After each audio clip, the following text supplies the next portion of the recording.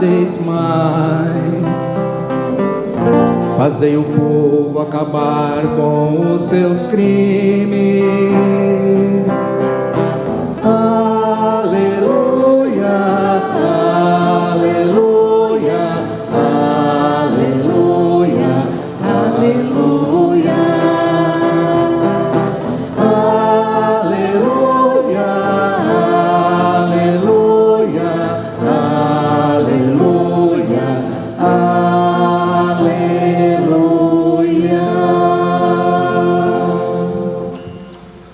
O Senhor esteja convosco. Ele está no meio de nós. Proclamação do Evangelho de Jesus Cristo segundo São Mateus. Glória a vós, Senhor. Naquele tempo, disse Jesus aos chefes dos sacerdotes e aos anciãos do povo: Que vos parece? Um homem tinha 2 filhos. Dirigindo-se ao primeiro, ele disse: Filho, vai trabalhar hoje na vinha. O filho respondeu: Não quero.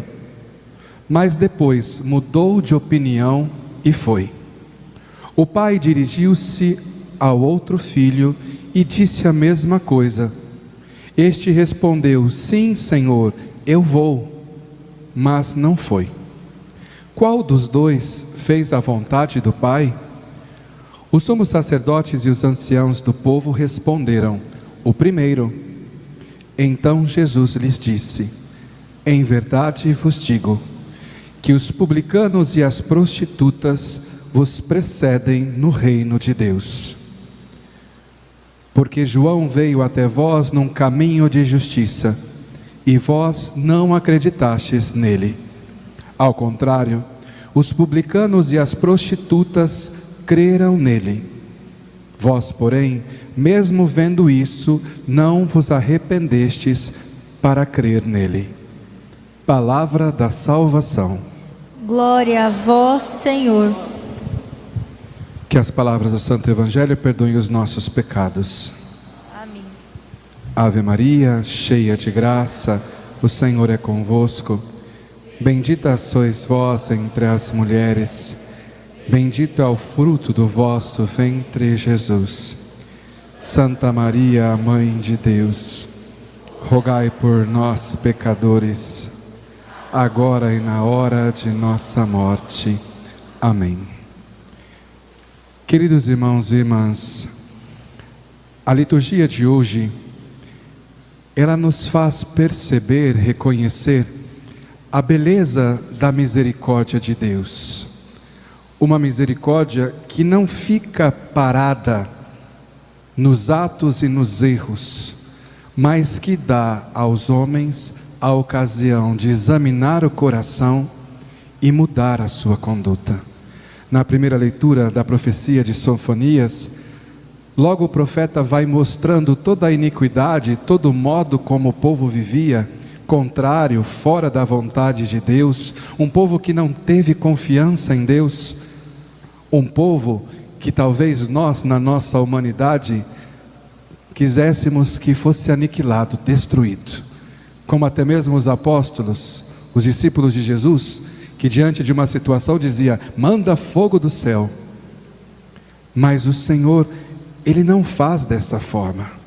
Ele dá a esse povo ainda uma graça de perceber a sua miséria, purifica os seus lábios e depois separa aqueles que são bons daqueles que são maus, aqueles que aceitaram aquilo que Ele apresenta como verdade e aqueles que recusaram.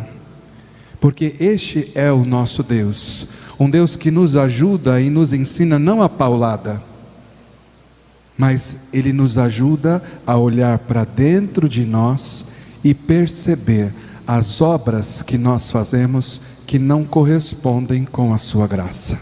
Por isso Ele diz: naquele dia não terás de envergonhar-te por causa de todas as tuas obras, com que prevaricastes contra mim, pois eu afastarei do teu meio teus fanfarrões, arrogantes e assim por diante. É o Senhor quem purifica o seu povo, não sou eu e nem você.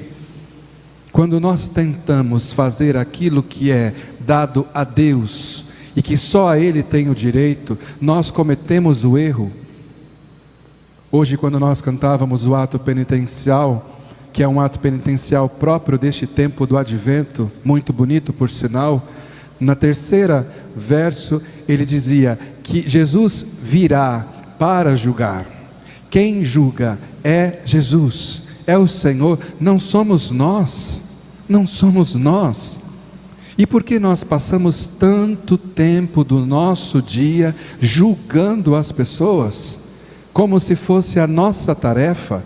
Ah, mas o outro está fazendo errado. Se você não tem coragem de ir ao encontro do outro para confrontá-lo no erro, feche a sua boca, costure a sua boca, porque não serve de nada as suas palavras, senão para te levar para o inferno.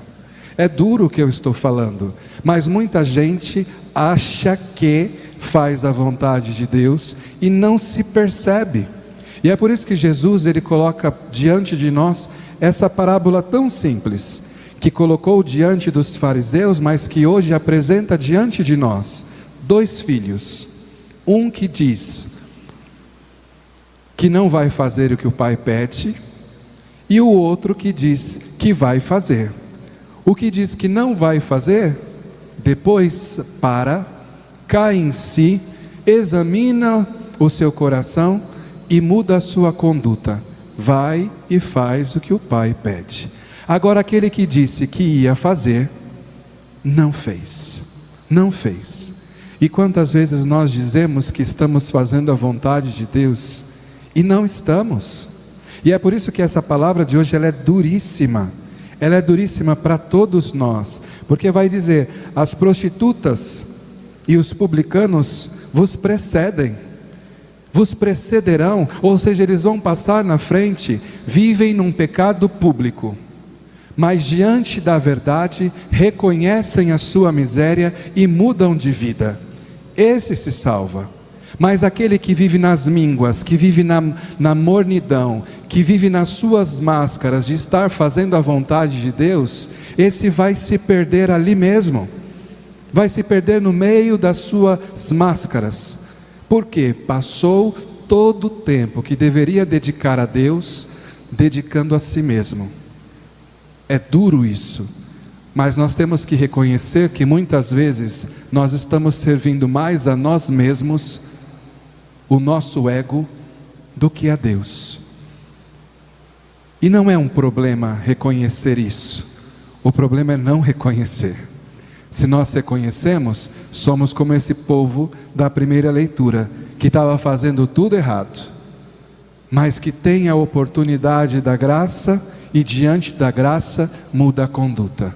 O triste é quando nós achamos que estamos fazendo certo, e não nos damos conta de que estamos construindo nós mesmos uma muralha que nos separa de Deus, porque Ele não se separa de nós, Ele não se afasta de nós, mas nós muitas vezes, com as nossas hipocrisias, acabamos nos afastando dEle, criando esse muro, este distanciamento, e depois nos perdemos. E que triste, nos perdemos aqui. Não? Que triste. Eu passei a minha vida inteira dentro da igreja, e aí depois vai lá, se tiver sorte vai para o purgatório, porque senão nem no purgatório não chega, se tiver sorte. Que triste. E aí outros que viveram totalmente errado, mas no momento da graça abraçam e mudam a sua conduta. Este se salva. Por isso, meus irmãos, São Paulo ele diz para nós: aquele que está de pé, cuidado para não cair. Para de ficar olhando para a vida dos outros. Para, porque é isso que está acabando com a sua vida.